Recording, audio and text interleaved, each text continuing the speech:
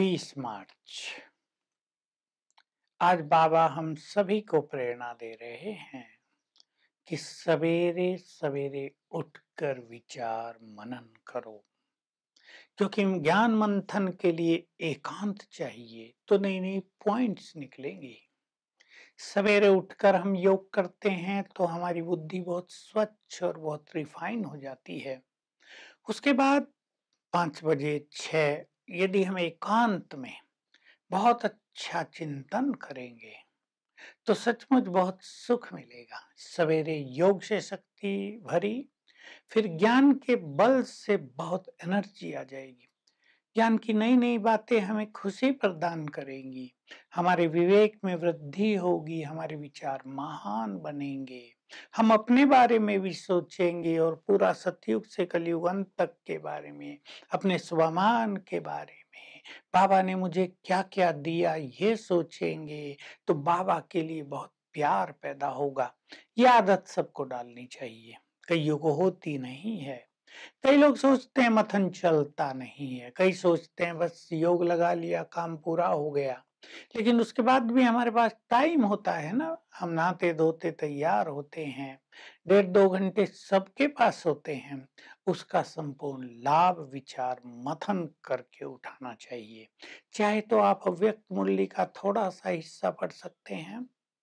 तो कई लोग सोचते हैं कि बाबा तो मुरली में रोज वही वही बात सुनाते हैं, लेकिन जब आप चिंतन करेंगे तो आपको महसूस होगा कि बाबा की एक बात पर लहर 2-3 दिन अवश्य चलती है, लेकिन अलग अलग ढंग से।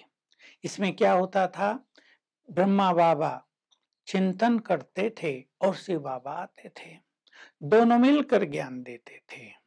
और शिव बाबा देखते थे कैसे कैसी आत्माएं आई हैं, कोई विशेष कार्यक्रम होने जा रहा है, उस अनुसार ज्ञान देते थे।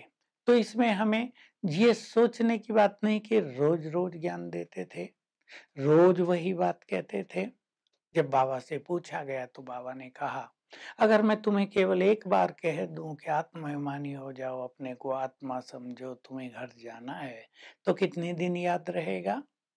मुझे तो तुम्हें उस स्वरूप में स्थित कराना है, इसलिए मैं तुम्हें बार बार वो बात बताता हूँ।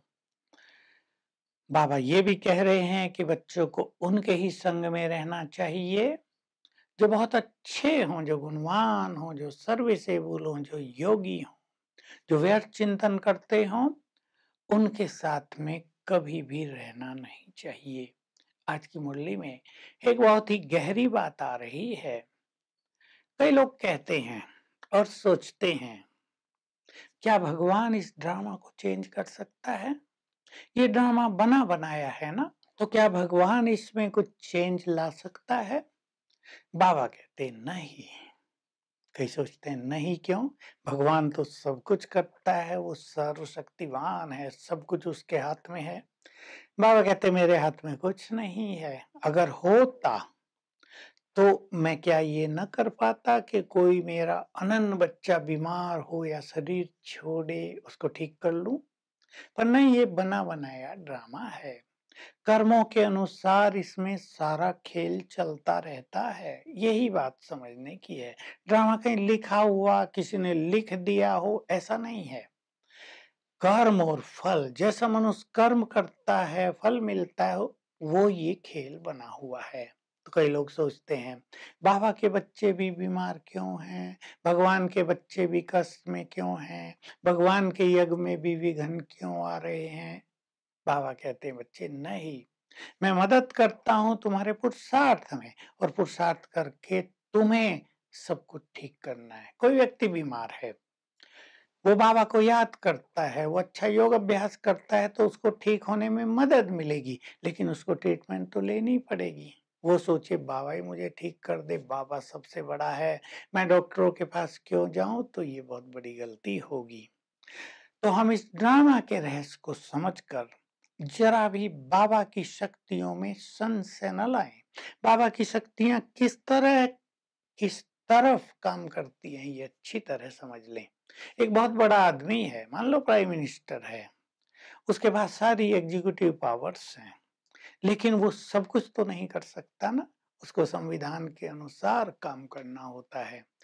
तो इस ड्रामा के खेल में भी नियम है ना कुछ, भगवान को भी उस अनुसार ही कार्य करना होता है।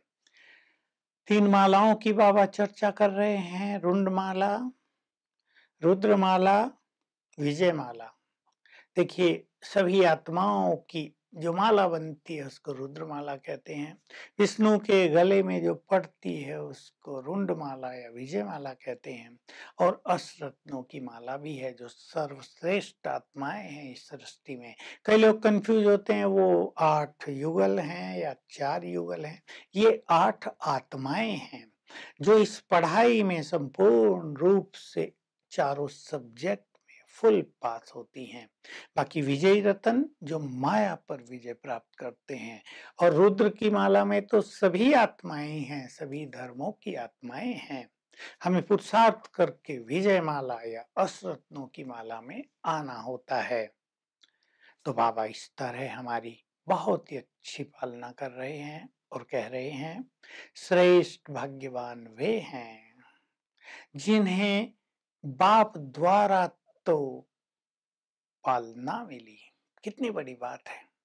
परम शिक्षक द्वारा श्रेष्ठ पढ़ाई मिली और सदगुरु द्वारा जीवन जीने की श्रीमत मिली।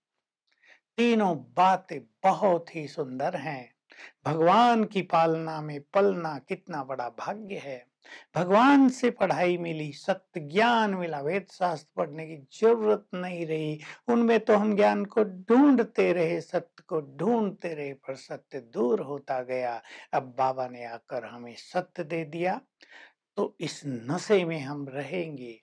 भगवान की पढ़ाई मिली, उसने हमें जीवन जीना सिखाया, तो मेरे जैसा भाग्यवान कोई भी नहीं है। आज होली है और वरदान भी होली पर है। पहले तो आप सभी को होली पर्व की बहुत बहुत बधाइयां हो। आप एंजॉय करें, होली जलाएं और अपनी सारी गंदगी को भी जला दें।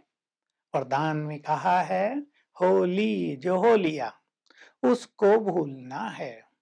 हमारे साथ कुछ हुआ हो, किसी और ने कुछ कर दिया हो, अपना भी पास्ट, दूसरों का भी पास्ट, पूरी तरह जब हम भूलेंगे तो हमारी उन्नति बहुत सहज रूप से होगी। नहीं तो कई लोग पास्ट के प्रभाव में वर्तमान के सुख को नष्ट कर देते हैं। बहुत बड़ा सुख है वर्तमान में, जो बीत गया वो तो 5000 साल के बाद ही आएगा, चाहे वो कितना भी बुरा हो। कई लोग बीते हुए बुरे के कारण ही तो भगवान के पास आ गए। वो पूछते हैं क्या वो ड्रामा से हट सकता है? वो ड्रामा से यदि हटा दिया जाए तो बाबा के पास आने का पाठ भी हट जाएगा। इसलिए होली पवित्र बने, जो कुछ हो लिया उसको भूल जाएं और आज अभ्यास करेंगे। मैं मास्टर सर्वशक्तिमान हूँ और मुझसे रंग बिरंगी किरणों की पिचकारी सभी पर पड़ रही है। हर घंटे में एक बार ये रंग बिरंगी पिचकारी सबके ऊपर डालेंगे। Om Shanti. To watch Peace of Mind channel videos on YouTube, subscribe us on youtube.com/tvpeaceofmind. Just a click for a peaceful life.